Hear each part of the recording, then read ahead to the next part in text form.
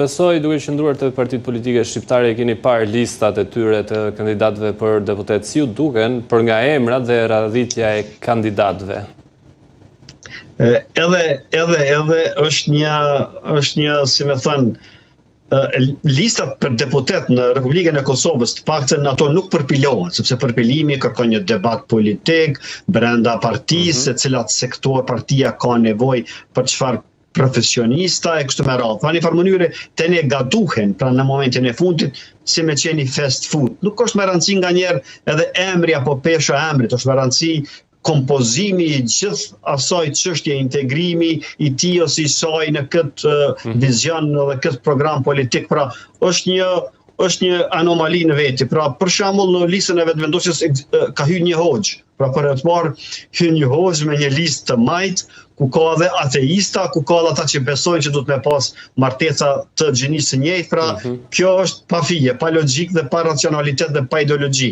Pra të qartë, prandaj thash gatuhen ato, nuk përpilohen. Aty ku nuk ka debat politik, ka kalkulime klanore, përfitime, vota që kështu me radhë, dhe aty ku nuk ka ideologji, zakonisht ka servilitet, pra se nuk ndodh, nuk po flasim për parime, për integritet, për profesionalizëm e kështu me radhë. Dhe kjo një farë mënyrë na shitet mandej në fund si një farë lloj vullneti demokratik. Të gjitha partitë, për mendimin tim, kanë bërrejtje në mënyrën se si janë përpiluar, thojza gatu listat, sepse ato duhet të bëhen më herë, duhet të jenë më serioze dhe duhet të jenë, si me thënë, të strategjike, të kërkuara për pozita të caktuara apo për sektor, për shembull të energjisë ku kemi nevojë për inovacion, për shëndetësi, jo vetëm, domethënë vetëm po themi kushtimisht historian në kuptimin figurativ, nuk do të thonë që janë historian, por kuptimin e asaj se çka kërkohet sot në botën moderne. Në për mënyrë listat janë për mua jo serioze, sepse ne ende kemi parti lideriste, këtë rast që është vetëvendosja, dhe në për mënyrë lideri vendos gjithçka, nuk ka debat politik brenda subjektit dhe lideri e merr barën fitores ose të humbjes në çdo javë. Por apo përdoren këto lista? Listat janë të rëndësishme, por nuk është ajo kryesorja e cila do ta ndihmoj partinë që ta po themi konkretizoj mandej programin politik. Pra kjo është ajo esenca pse listat, mënyra se si bëhen listat nuk përfaqësojnë ndonjë seriozitet të madh. Pikërisht sa i përket seriozitetit dhe përdorimit të këtyre listave për deputet, a përdoren ato si instrument për të forcuar kampet brenda pushtetit, për shembull në LDK? Kthimi i zonjës Osmani ka tronditur jo pak boshtin, kemi parë pak kënaqësi, ndërsa video në rrjetet sociale po e paraqesin atë tashmë sigurisht në hapat e parë drejt marrjes së drejtimit të partisë. Çfarë po ndodh sipas jush?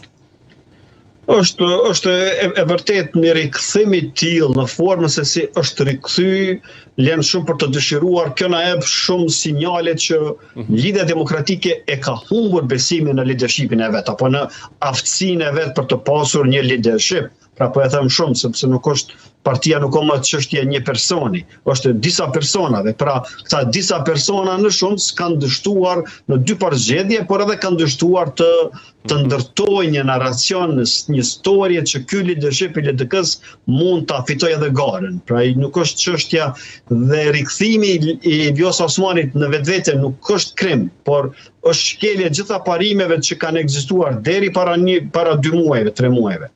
Pra një farë forme po mundohen me atë parullën që armiku tim është miku im, pra një farë mënyre që t'i bëjmë ballë furisë së vetëvendosjes, fuqisë së saj, duke e ju bashkuar disa copza nga një parti e mbetur e cila si lista guxon se nuk është më parti, mund të themi në kuptimin e plot të fjalës. Pra, ky rikthim i saj normalisht që i ka lëkundur par ujrat, por do të vrehet pas shtatëshorit, pas rezultatit. Nëse do të ketë një rezultat më të mirë, atëherë do të kërkohet që Vjosa të jetë ndoshta edhe udhëheqja e re e LDK-s, nëse rezultati nuk do të jetë shumë i mirë, pra i mund ta kaloj rezultatin e zgjedhjeve të dhjetorit, por jo ndoshta i kënaqshëm nga pritshmëritë që janë kriju së fundi, dhe kjo mandej mund ta nxitë përçarjen pak më të thellë të LDK-s. Kjo është lojë me dy teha që mund të prehen ngado që të sillen, por sidoqoftë prapë e shoh si pozitive rikthimin e saj,